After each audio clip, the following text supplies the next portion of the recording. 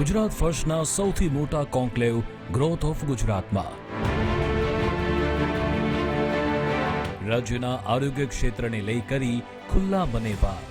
તંદુરસ્ત રાષ્ટ્ર માટે તંદુરસ્ત આરોગ્ય ક્ષેત્ર એ ખૂબ જ જરૂરી છે અને ગુજરાત કેટલું કટિબદ્ધ છે, કેટલું પ્રતિબદ્ધ છે આને લઈને. તમે જો આરોગ્યનો સિનારીઓ ગુજરાતનો જોશો તો એસડીજી ગોલ્ડના પણ જે માપદંડો છે, માપદંડોમાં 11 માપદંડોમાં આપણે સર્વપ્રથમ છીએ.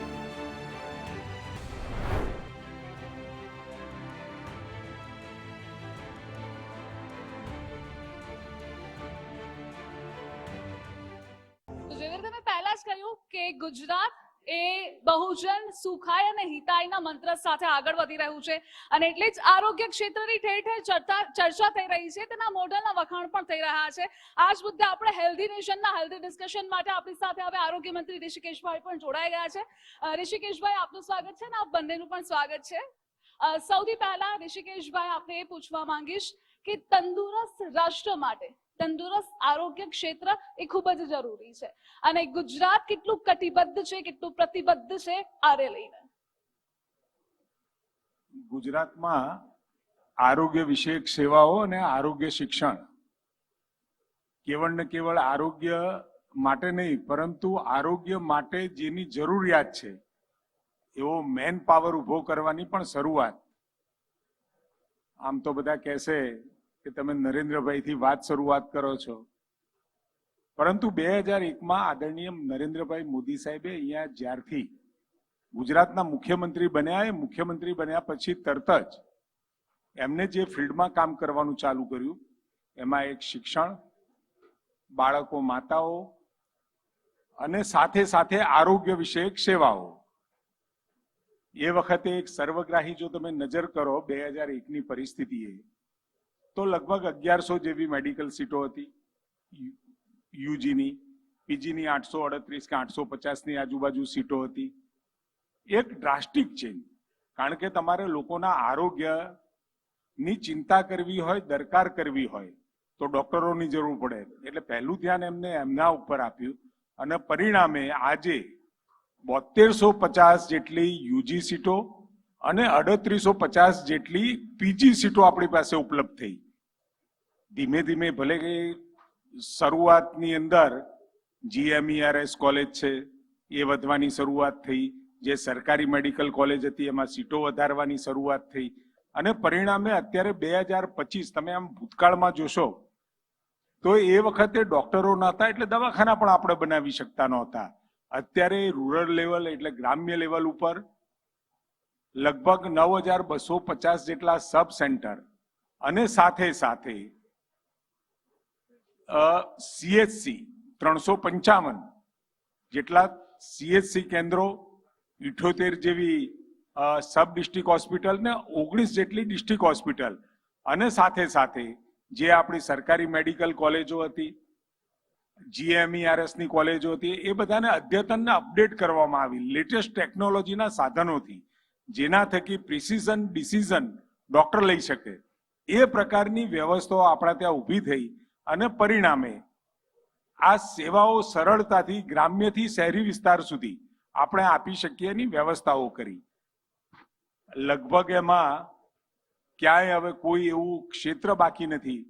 એમાં દરિયાની કિનારાની પટ્ટીઓ હોય, જંગલો હોય, પહાડો હોય કે કચ્છનો રણ વિસ્તાર હોય, દરેક જગ્યાએ 2025ના સેન્સેક્સે જેટલા પીએચસી જોઈએ, સીએચસી જોઈએ, સબ ડિસ્ટ્રિક્ટ હોસ્પિટલ જોઈએ અને જ્યાં બ્લેક સ્પોટ છે, અમુક આપણા રસ્તાઓ ખૂબ સારા થયા અને જે રસ્તાઓ સારા થયા એના કારણે એક્સિડન્ટના પ્રમાણો વધ્યા ને જ્યાં આગળ બ્લેક સ્પોટ લાગ્યા ત્યાં ટ્રોમા સેન્ટર બનાવવાનું કામ પણ આપણે ચાલુ કર્યું. એટલે એકંદરે 10 લાખ પહેલા આપણા ત્યાં મા અને મા કાર્ડની શરૂઆત થઈ એટલે સ્વાભાવિક દેશને પણ એનો લાભ મળ્યો છે આયુષ્યમાન કાર્ડ તરીકે.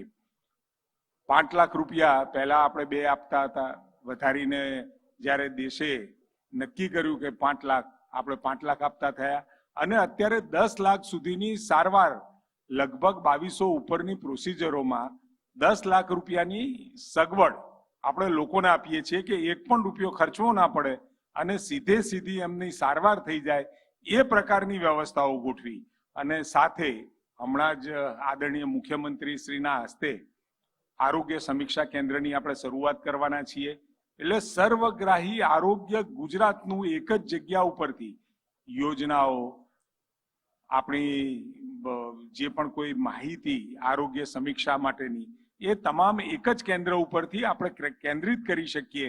એ પ્રકારનું આરોગ્ય સમીક્ષા કેન્દ્ર, ઘણી બધી ઉપલબ્ધિઓ આજે પણ રાજસ્થાન, મધ્યપ્રદેશ ને મહારાષ્ટ્રથી પણ આપણા ત્યાં કેટલાય ડોક્ટરો અહીંયા ઈચ્છી રહ્યા છે કે અહીંયાની મેડિકલ કોલેજોમાં પણ આપણે સર્વિસીસ કરીએ, અને સાથે દર્દીઓ પણ લગભગ એવરેજ આપણી મેડિસિટી એટલે અમદાવાદ સિવિલ સારવાર કેમ્પસમાં એવરેજ 30% ઉપરથી વધારે દર્દીઓ બહારના રાજ્યના હોય છે. એટલે એકંદરે આખું જે તમે જો આરોગ્યનો સિનારીઓ ગુજરાતનો જોશો તો એસડીજી ગોલ્ડના પણ જે ઇન્ડેક્સ, જે માપદંડો છે, માપદંડોમાં 11 માપદંડોમાં આપણે સર્વપ્રથમ છીએ. એટલે ગુજરાતનું આરોગ્ય અને આરોગ્ય વિષયક સેવા, અને સાથે આરોગ્ય વિષયક સેવાની સાથે એને મદદ કરતા આસિસ્ટિંગ જે ફેક્ટરો છે એ પણ આપણે ડેવલપ કર્યા છે. એક્ઝેક્ટલી સર, અને એટલે જ ગુજરાતના આરોગ્ય મોડલની પ્રશંસા ઠેર ઠેર થઈ રહી છે. સર, કોરોના આ શબ્દ કે જેને આપણે સૌથી વધારે એને ડરાવ્યો પણ છે આપણને, પણ આપણે એને હિંમતથી સામનો કરેલો છે, કારણ કે આપણું આરોગ્ય વિભાગ એ દર વખતે એટલું સજ્જ રહ્યું છે. હાલમાં કોરોનાના કેસીસ વધી રહ્યા છે, થોડા ધીમા પ્રમાણમાં વધી રહ્યા છે, પરંતુ ગુજરાત સરકારનું તેને લઈને પ્લાનિંગ આ વખતનું શું છે? કોરોનાનો વેવ્સ આપણે જોયું છે કે 20, 22 અને અત્યારે 20ની અંદર જે પ્રકારે કોરોનાની શરૂઆત થઈ અને કોરોના સમગ્ર દેશ અને દુનિયાને ભરડામાં લીધો, અને જ્યારે ડેલ્ટા વેરિયન્ટ આવ્યો અને ડેલ્ટા વેરિયન્ટની અંદર કેસોમાં મૃત્યુનું પ્રમાણ આપણને ખૂબ જોવા મળ્યું, પરંતુ આ વખતનો જે LF7, 7.9 XFG પ્રકારના જે વેરિયન્ટ આપણને જોવા મળે છે, એ વેરિયન્ટની અંદર એટલી ખતરનાક, કદાચ સંક્રમણ થોડુંક છે પરંતુ એની એટલી ઘાતકતા નથી. વેરિયન્ટ ઓફ કન્સર્ન કહેવાય એ પ્રકારનો આ વેરિયન્ટ નથી. WHO એ 3 પરિભાષા વ્યાખ્યાયિત કરી છે. એમાં જે સૌથી આપણે ચિંતાજનક કહીએ એવો વેરિયન્ટ ઓફ કન્સર્ન નથી, એટલે ચિંતા કરવાની જરૂર નથી, પરંતુ સાવચેતી રાખવાની અવશ્ય જરૂર છે. કોમોર્બિડ દર્દીઓ હોય, પ્રેગ્નન્ટ વુમન હોય, અને સાથે જેની ઇમ્યુન કોમ્પ્રોમાઇઝ હોય, એવા લોકોએ આવા વખતે ક્યાંય ભીડભાડમાં બને ત્યાં સુધી ન જવું, અને જવું હોય તો માસ્ક પહેરીને જવું, અને ક્યાંય ખાંસી લક્ષણના તમને ક્યાંય સિમ્ટમ્સ દેખાય તો તરત જ ચેકઅપ કરાવી અને ઘરની અંદર ક્વોરન્ટાઇન થવું. અને લગભગ 508 કેસ ગઈકાલે જે નોંધાયા, એ 508માંથી 18 કેસો જ ક્યાંક ને ક્યાંક હોસ્પિટલમાં છે. 2 જ મૃત્યુ અત્યાર સુધી નોંધાયા છે, પરંતુ જે 18 કેસ છે એ પણ અત્યારે સ્ટેબલ છે, કોઈ ચિંતાનો વિષય નથી. એટલે આમાં મૃત્યુનું પ્રમાણ નથી. અને કોરોના અમુક દેશોની અંદર જે પ્રમાણે એનો વ્યાપ વધવાની શરૂઆત થઈ, ભારતની અંદર પણ 4-5 રાજ્યોમાં જે દેખાઈ રહ્યો છે એ પૈકીનું ગુજરાત પણ છે. એટલે સાવચેતી આપણે ચોક્કસ રાખવી જોઈએ. ઇમ્યુન કોમ્પ્રોમાઇઝ, પ્રેગ્નન્ટ લેડી અને કોમોર્બિડ પેશન્ટોએ આની ખાસ કાળજી રાખી, અને ભીડભાડ મેં પહેલા કહ્યું એ પ્રમાણે એટલી સાવચેતી આપણે રાખવી ચોક્કસ જોઈએ. એક્ઝેક્ટલી, એટલે આ વખતે આપણે કોરોનાથી ડરવાનું નથી, હિંમતથી તેનો સામનો કરવાનો છે, અને આપણે કરી પણ રહ્યા છીએ. સરે પણ કહ્યું કે આરોગ્ય વિભાગ એ એડવાન્સમેન્ટ ટેકનોલોજી સાથે કામ કરી રહ્યું છે. ડોક્ટર નિલેશ, આપ તો આયુર્વેદ સાથે જોડાયેલો છો, અને આયુર્વેદ આપણું મૂળ રહ્યું છે. આપણે ત્યાંથી જ જે ઋષિમુનિઓ છે, પહેલા જડીબુટીઓ હતી, અને હવે એનું અપડેટેડ એટલે કે એક્સટેન્ડેડ વર્ઝન આવી ગયું છે, કાયરોપ્રેક્ટિક. આ ટર્મ સાથે તમે જોડાયેલા છો. આજે ઘણા ખરા એવા પણ લોકો અહીંયા છે જેને આ ટર્મની નથી ખબર, તો પહેલા આ ટર્મ વિશે સમજાવશો? કાયરોપ્રેક્ટર એક નવો શબ્દ છે. પહેલા તો હું મારા વડીલો અને ભગવાનનો આભાર માનીશ કે આવા એક મેડિકલ ફિલ્ડ સાથે, એક સર્વિસ સાથે, એક સેવા સાથે હું જોડાયેલો છું, અને લોકોના દુઃખ દર્દ હું દૂર કરી અને એમનું સારું એવું તંદુરસ્ત જીવન, આપણે આરોગ્યમાં પણ વાત છે સર્વેત્ર સુખીન સંતુ, એવું આરોગ્યપ્રદ જીવન, પહેલું સુખ તે જાતે નર્યા, એવું જીવન બનાવવાનો ભગવાને મને મોકો આપ્યો છે.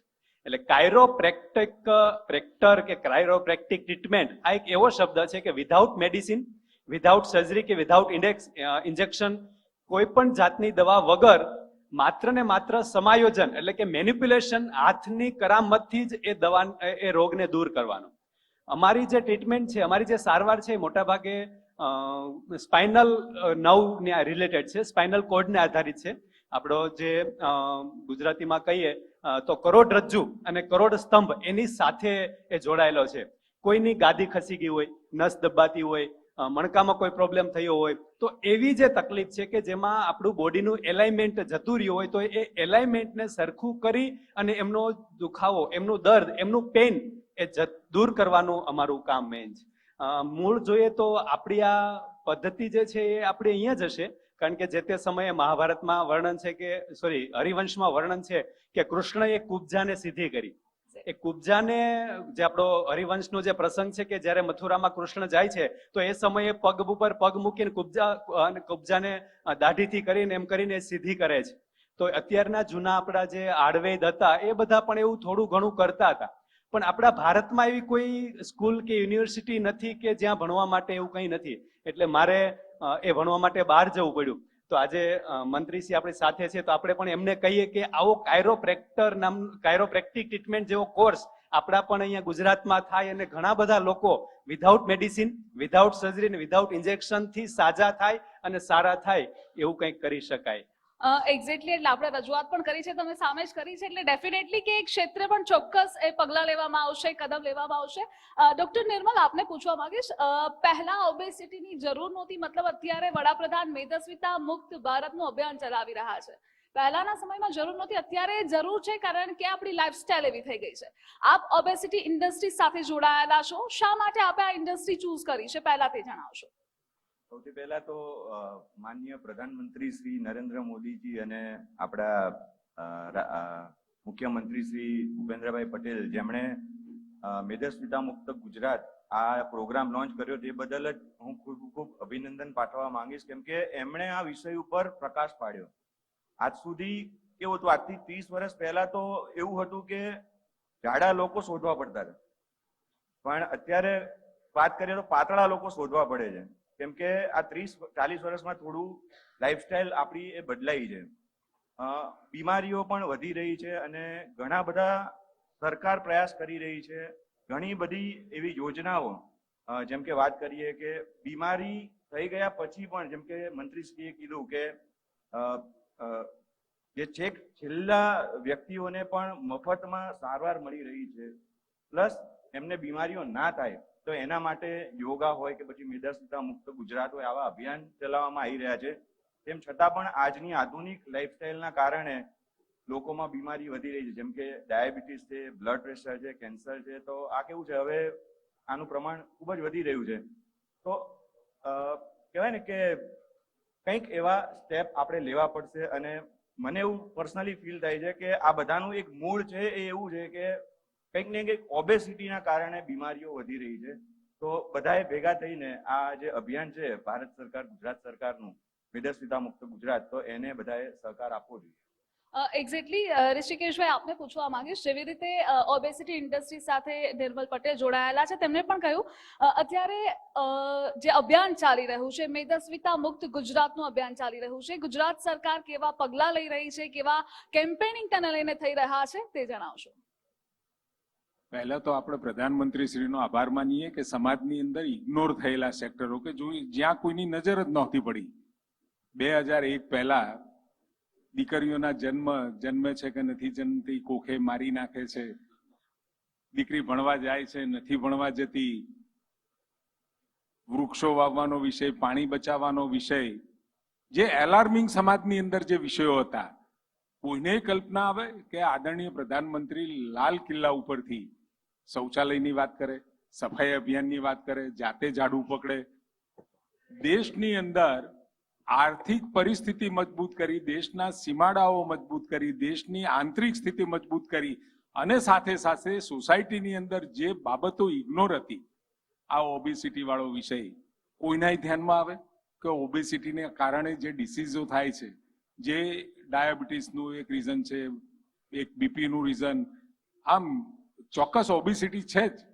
તો આવા વિષયોની સાથે ઓબેસિટી સામેની લડાઈ દુનિયાની અંદર, આખી દુનિયાની હું વાત કરું છું, જેટલા પણ દેશ છે, કોઈ પ્રધાનમંત્રીએ એમના દેશના જાડાપણા વિશે કોઈએ વાત કરી? એ વાત નરેન્દ્રભાઈ જ કરી શકે. હિંમતથી પાયામાં પડેલી મુશ્કેલીઓ, એ વિષયોની વાત જ્યારે નરેન્દ્રભાઈએ કરી હોય ત્યારે અહીંયા પણ આપણે ઘણી જગ્યાએ, ઘણી આપણી મેડિકલ કોલેજમાં ઓબેસિટી માટેની સલાહ, સારવારની સાથે એને શું કરવું જોઈએ, લાઈફસ્ટાઈલ, આ બધાની સલાહ માટે સ્પેશિયલ સમય ઓપીડી આપણે ફાળવવાની શરૂઆત કરી છે. ડોક્ટરો એના માટે 2 કલાક, 3 કલાક, 4 કલાક બેસી અને જે પણ ઓબેસિટી વાળા પેશન્ટ હોય ત્યાં જાય, પૂછે, એમની લાઈફસ્ટાઈલ વિશેની આખી જાણકારી લીધા પછી એને સલાહ મળે કે તમારે આવું કરવું જોઈએ, આ રીતે યોગા, પ્રાણાયામ, તમારું ફૂડનું કેલ્ક્યુલેશન, કેલરીઝનું કેલ્ક્યુલેશન્સ, એની સાથે જે સલાહો મળતી થઈ છે એના કારણે અવેરનેસ આવી છે. હવે આ જ્યારે પ્રધાનમંત્રી શ્રી ઓબેસિટીની વાત કરે એટલે સ્વાભાવિક ઘરની અંદર બાળકો પણ કદાચ ક્યાંય ઓબેસિટી વાળા હોય તો મા બાપ ચોક્કસ ચિંતા કરતા થયા. પહેલા તો ટેકન ફોર ગ્રાન્ટેડ લેવાતું હતું. હવે ઓબેસિટીને ભારતની અંદર જ્યાં પણ કોઈ જાગૃત નાગરિકો છે હવે ટેકન ફોર ગ્રાન્ટેડ નથી લેતા. એના માટે આપણે ઓપીડીની પણ શરૂઆત કરી છે અને રાજ્યની મેડિકલ કોલેજ, GMERS કોલેજ અને જે આપણી મહત્વની ત્યાં ઓબેસિટી માટે જે સલાહ લઈ શકે એ પ્રકારની વ્યવસ્થાઓ આપણે ઊભી કરી દીધી છે. એક્ઝેક્ટલી, એટલે હવે ટેકન ફોર ગ્રાન્ટેડ એ વસ્તુને નથી લેવાતી. ઋષિકેશભાઈ, આપને એ પણ પૂછવું છે કે આજે આપણે આરોગ્ય ક્ષેત્રે સિદ્ધિ એટલા માટે હાંસલ કરી છે કારણ કે નાના છેવાડાના ગામડા સુધી, એ લોકો સુધી આજે દરેક આરોગ્યની સુવિધાઓ પહોંચી ચૂકી છે. પછી યોજના હોય કે ગમે તે ટ્રીટમેન્ટ હોય, તો હજુ એ વધારે એ પ્રયાસો કેવા થઈ રહ્યા છે ગુજરાત સરકાર દ્વારા કે વધારે ને વધારે એ યોજનાઓ છેવાડાના માનવી સુધી પહોંચે? આપણા ત્યાં હેલ્થ વર્કર માટે એટલે કે આશા વર્કરથી લઈ અને MD, MS ને સુપર સ્પેશિયાલિટીની આખી એક હેરાર્કી બની છે. એ હેરાર્કીમાં આશા બહેનો છે તો ગામડે પ્રત્યેક એને ઘર ફાળવી દીધેલા છે. એ ઘરમાં જઈ મેલેરિયા હોય, TB છે, કોઈ પ્રેગ્નન્ટ લેડી છે, નવજાત બાળકો છે, આ બધાની ચિંતા કરીને રિપોર્ટિંગ કરતી હોય છે. એના આધારે જે ફિગર્સ આપણને મળે છે એ પ્રમાણે નીચેની આખી યોજના બનતી હોય છે.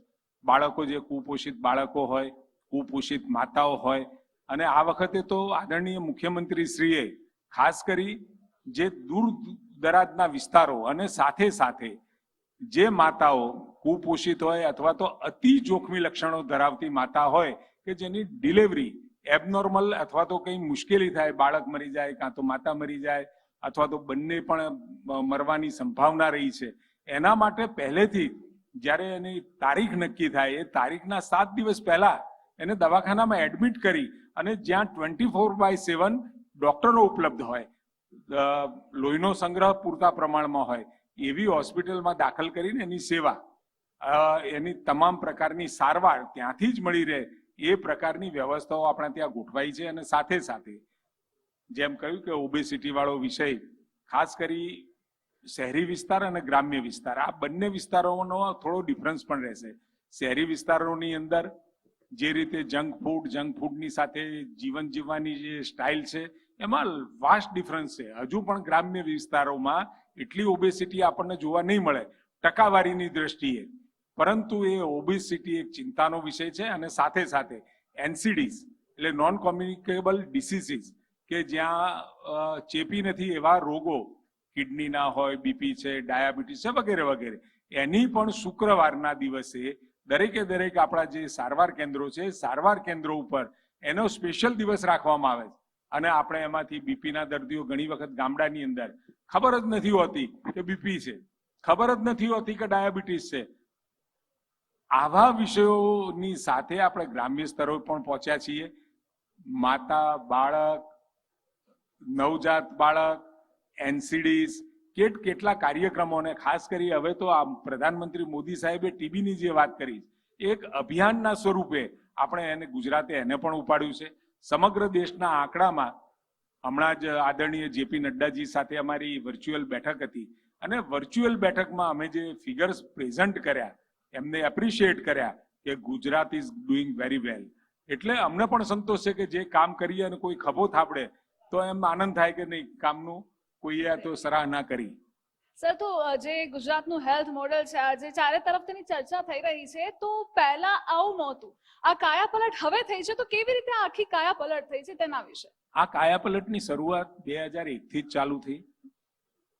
મોદી સાહેબે મેં પહેલા પ્રશ્નના તમારા જવાબમાં કહ્યું, એમના મનની અંદર પ્રત્યેક નાગરિકને આરોગ્યની સુવિધાઓ ઘર બેઠા એના આંગણે મળી રહે, એટલે કિલોમીટરની મર્યાદા નક્કી કરી અને ત્યાં સબ સેન્ટર, CHC, PHC કેવી રીતે કરવા એની આખી પોલિસી પણ બનાવી. અને સાથે અમદાવાદ ખાતે જે આપણું મેડિસિટી કહેવાય છે, એમાં તમામ પ્રકારની મલ્ટી સ્પેશિયાલિટી સારવાર એક જ જગ્યાએ, UN મહેતા હોય, GCRI છે કે પછી આપણું IKDRC છે, એ તમામ જગ્યાએ એ પોતાના ઓટોનોમસ ઇન્સ્ટિટ્યૂટ આપણે ઊભા કર્યા છે અને ત્યાં લગભગ કોઈ સારવાર એવી બાકી નહીં હોય કે ત્યાં ન મળે. અને હવે જે એક બાબત ખૂટતી રહેતી હતી ન્યુરોની, તો નવું ન્યુરો માટેની પણ વ્યવસ્થા, ન્યુરોલોજી માટે નવું ઓટોનોમસ ઇન્સ્ટિટ્યૂટ ઊભું થાય અને સારામાં સારી સારવાર મળે. અને સ્વાભાવિક અહીંયા આગળ મેં કહ્યું એમ આ 3 અને આ 4થું ઊભું થશે, એટલે આપણને ભવિષ્યમાં ત્યાંથી સુપર સ્પેશિયાલિટી ભણવાવાળા વિદ્યાર્થીઓ પણ ત્યાં મળી રહે. આ પ્રકારના મોડલ અને સાથે મેડિસિટી એકલું જ નહીં, પરંતુ ભૂપેન્દ્રભાઈની સરકારમાં ભૂપેન્દ્રભાઈએ નક્કી કર્યું કે હાર્ટ માટે UN મહેતા ખાલી અમદાવાદમાં જ કેમ સૌરાષ્ટ્રમાં નહીં, કેમ દક્ષિણ ગુજરાતમાં નહીં, કેમ મધ્ય ગુજરાતમાં નહીં, કેન્સર માટેની શ્રેષ્ઠ સારવાર કેમ અમદાવાદમાં જ મળે, બાકીના રિજિયનમાં પણ આ વ્યવસ્થાઓ થવી જોઈએ. અને પરિણામે અમે અત્યારે સેટેલાઇટ સેન્ટર, એટલે UN મહેતાના વડપણ હેઠળ જ આપણે દરેક રિજિયનની અંદર આ વ્યવસ્થાઓ ચાલુ કરી છે. ગાંધીનગર ખાતે ચાલુ થઈ છે. એ જ રીતે કેન્સરમાં પણ જુદી જુદી જગ્યાએ રિજિયન વાઇઝ આપણે આ વ્યવસ્થાઓ ગોઠવી રહ્યા છીએ. એટલે કેવળ પ્રાથમિક સારવાર જ આપણને મળે એવું નહીં, પરંતુ જે ક્રિટિકલ કેર કહેવાય સર્વિસીસ, એવી સર્વિસીસ પણ દરેક જગ્યાએ રિજિયન વાઇઝ મળી રહે, એ દિશામાં અમે આગળ વધી રહ્યા છીએ. એક્ઝેક્ટલી, એટલે આરોગ્ય માળખું એ વધુ સુદૃઢ બની રહ્યું છે અને ગુજરાત સરકારે સતત પ્રયત્ન પણ કરી રહી છે. આપણી સાથે નિર્મલભાઈ જોડાયેલા છે. નિર્મલભાઈ, જે આપે ઓબેસિટી સાથે આપ અનેક પ્રોડક્ટ્સ પણ લોન્ચ કરી રહ્યા છો, આ પ્રોડક્ટ તમારી તેની યુનિકનેસ શું છે અને કેટલી એ ફિઝિબલ છે લોકો માટે યુઝ કરવી, તેની કોઈ સાઇડ ઇફેક્ટ્સ ખરા, તેના વિશે જણાવશો આપ?